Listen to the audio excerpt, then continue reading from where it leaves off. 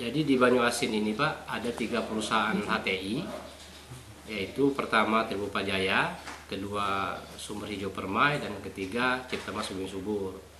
Tribupa Jaya sama Sumber Hijau Permai itu berada di HP Lalan, tapi masuk dalam wilayah Banyuasin, sedangkan yang satu terdapat di HP Maros Sugian Pak. Nah itu di pantauan hotspot kita tidak ada terjadi kebakaran, dan setelah kita ini memang nggak ada kebakaran dan dia tidak melaporkannya Pak. Memang pelaporan kebakaran tidak terjadi di sana.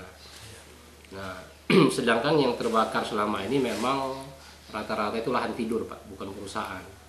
Nah lahan tidur ini memang semak belukar Pak, yang kadang-kadang mereka iseng-iseng melempar sumber api dan terjadi kebakaran, dan itu pun tidak terlalu luas Pak. Kadang-kadang ada 0,5 hektar, ada 1/4 hektar. Nah, jadi sementara tindakan kita dari Dinas Kehutanan Kabupaten Banyuasin yaitu mengadakan sosialisasi yang jauh-jauh sebelum terjadi kemarau Pak.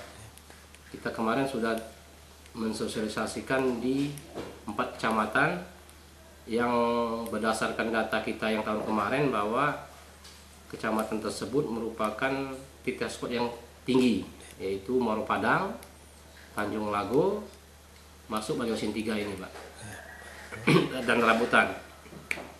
Adapun usaha-usaha kita selanjutnya selain sosialisasi, kita mengadakan monep Pak. Jadi dari pantauan hotspot, kita ke lapangan monep, kita data benar nggak terjadi kebakaran dan berapa luasnya, apapun yang terbakar, kerugiannya berapa Pak.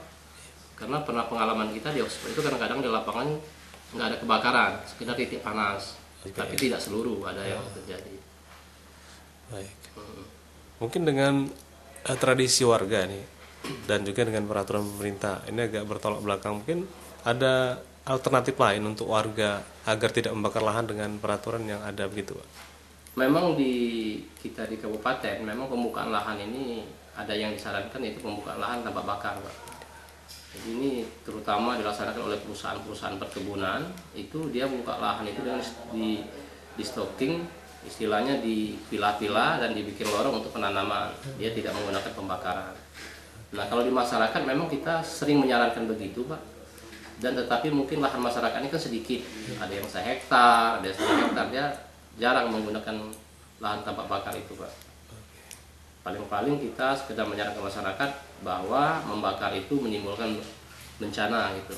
Apalagi setelah tahun ini Sumsel ini kena bencana asap, dan di dalam penanggulangan ini kita sudah koordinasi sama BPBD. Baik. Ya. Mungkin jika ditemukan perusahaan ataupun juga lahan yang terbakar, mungkin sanksi tegasnya apa nih? Kalau memang perusahaan ditemukan membakar, ada bukti, ya kita secara hukum ada Pak. Ada ya? Secara hukum itu dengan sengaja, pokok alpaan, ataupun di undang-undang perkebunan juga ada. Itu nanti sanksi pasti kita ambil datanya, buktinya, nanti sanksi hukum pasti kita kenakan. Sanksi terberat apa nih Pak? Tanpa sengaja membakar, ataupun kalau di perkebunan itu sampai dia 5 miliar. Di klik di ini dia Kak,